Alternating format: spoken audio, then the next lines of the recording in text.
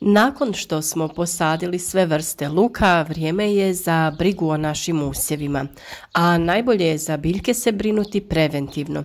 Pogotovo je to slučaj ukoliko želimo ekološki da štitimo naše biljke od napasnika. Danas ćemo govoriti o jednom čestom napasniku i kako ga se uspješno riješiti. Ličinka lukove muhe čini velike štete u nasadima crvenog luka, češnjaka, poriluka i može u potpunosti uništiti mladi usjev. Nažalost, vrlo često se susrećemo sa štetama koje izaziva ličinka lukove muhe. Odrastao kukac lukove muhe je bezopasan, ali je ličinka, to jest larva, iznimno proždrljiva. Ovo je štetnik raznih vrsta lukova, crvenog luka, češnjaka, poriluka, ljutike. On napada i cvijeće koje ima lukovice poput tulipana. Najveće štete izaziva na crvenom luku. Pojedinih godina dolazi do masovne pojave lukove muhe i velikih šteta u nasadima luka. Kako bi se uspješno izborili sa ovim i drugim štetnicima u vrtu, zapratite naš kanal. Pratite naše savjete za uzgoj raznog voća i povrća. Svaki dan novi video savjet koji prati neophodne radove u vrtu. Klikom na znak zvonca dobivati ćete i obavijesti kada objavimo novi video. Odrasle jedinke su malih dimenzija 5 do 7 mm, boje tijela sivo-žute. U našim uslovima može razviti više generacija tijekom vegetacije, obično od 2 do 4 generacije. Imago, to jest odrastao insekt prve generacije, se pojavljuje tijekom aprila. Let lukove muhe se poklapa sa cvjetanjem jabuke i jorgovana, a pojava imaga može se vezati i za cvjetanje višnje i maslačka. Nakon 10 dana od cvjetanja višnje počinje let lukove muhe. Naime, upravo imago nije štetan i on se hrani nektarom iz cvjetova raznih biljnih vrsta. Nakon ishrane slijedi njegovo razmnožavanje, a ženke polažu jaja kroz 30 dana. Jaja polaže na listove luka ili na površinu zemljišta neposredno uz mladu biljku. Jedna ženka položi od 5 do 20 jaja.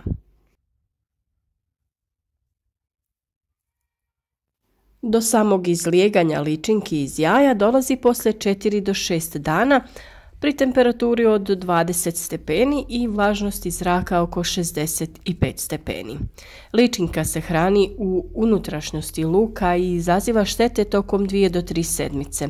Nakon perioda proždrljive ishrane, ličinka se povlači u zemljište, a imago se pojavljuje poslije 2 sedmice. Zadnja generacija se javlja u augustu i te se ličinke povlače u zemljište na dubinu od 10 do 20 cm. Prelaze u stadij lutke i prezimljavaju.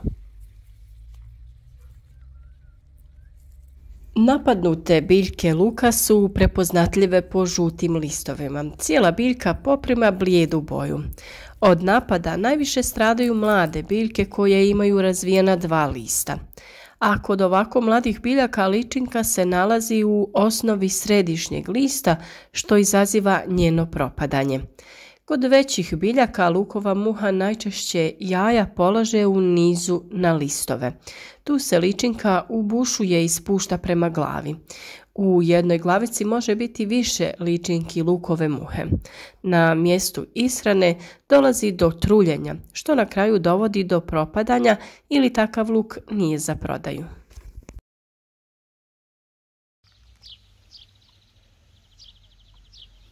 Mjere zaštite luka potrebno je provoditi tokom cijele vegetacije. Crveni luk i druge lukove ne saditi na istom mjestu tokom 4 godine. Treba poštovati plodored. Luk bi trebalo i saditi na udaljenost od najmanje 400 metara od susjednih nasada luka i mjesta gdje su bili prošlogodišnji nasadi luka. A ono što je svakako dobro je da pored sadite biljke koje svojim mirisom tjeraju lukovu muhu. Takve biljke su kamilica, mrkva, celer, menta i paradajz. Najčešće se na gredici sade crveni luk i mrkva koji se uzajamno štite od štetnika. Crveni luk štiti mrkvu od mrkvine muhe, a mrkva štiti crveni luk od lukove muhe. U zaštiti od lukove muhe koriste se biljke i tvari koje se odlikuju jakim mirisom. U zaštiti luka najbolje se pokazao pepeo, pelin, duhan i paprika samljevena u prah, paradajz, maslačak, ružmarin, menta, četinjače i mnoge druge biljke. Pepeo od drveta se od davnina koristi u zaštiti luka od lukove muhe. Gredicu nakon sadnje luka možete posuti pepelom. Usjeve je potrebno posuti pepelom, a djelomično i biljke. Posipanje je potrebno ponoviti svakih 20 do 30 dana zbog većeg broja generacija lukove muhe. Zbog utjecaja pepela na pH vrijednost zemljišta nemojte pretjerivati sa količinom. U zaštiti od lukove muhe možemo posipati nasad smjesom koju pripremamo od 200 g pepela, u što dodajemo po 1 čajnu kašiku praha duhana i praha od paprike koja je sitno samljevena. Sve to dobro se pomiješa, a ova količina je dovoljna za posipanje otprilike 1 kvadratnog metra.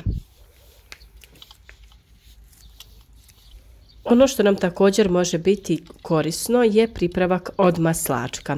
Za pripremu koristi se korijen maslačka, otprilike 200 g korijena prelije se sa ključalom vodom. Kada se malo ohladi, dodaje se još vode, tako da ukupno imamo 10 litara pripravka, te sa ovom smjesom tretiramo usjev luka tako što ga dobro pošpricamo. Ono što također može biti korisno su borove iglice. Na 200 g usitnjenih iglica dodaje se topla voda i trebalo bi biti na kraju 10 litara pripravka. Ostaviti 2 dana te procijediti i u to dodati 50 g nekog ekološkog sapuna ili tekućeg deterdženta kako bi se pripravak bolje vezao za listove. Na isti način se može pripremiti i pripravak od duhana.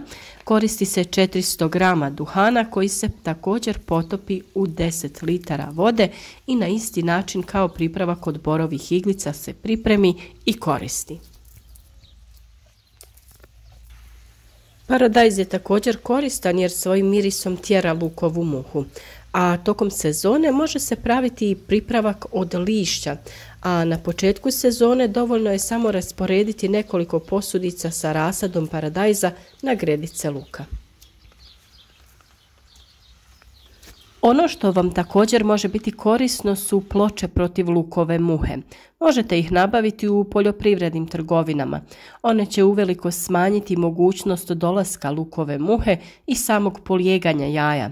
Jednostavno ih rasporedite po gredici i muhe će se lijepiti za ploče.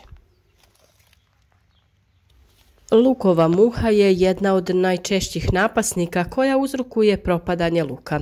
Zato je vrlo bitno sa zaštitom krenuti na vrijeme i preventivno djelovati kako bi izbjegli ovaj problem.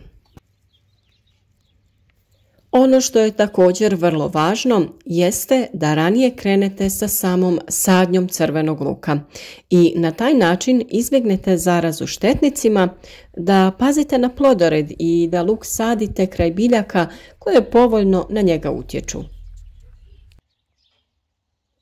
Imate poseban video na temu zašto su mrkva i luk idealni susjedi, a potražiti ga možete na našem kanalu.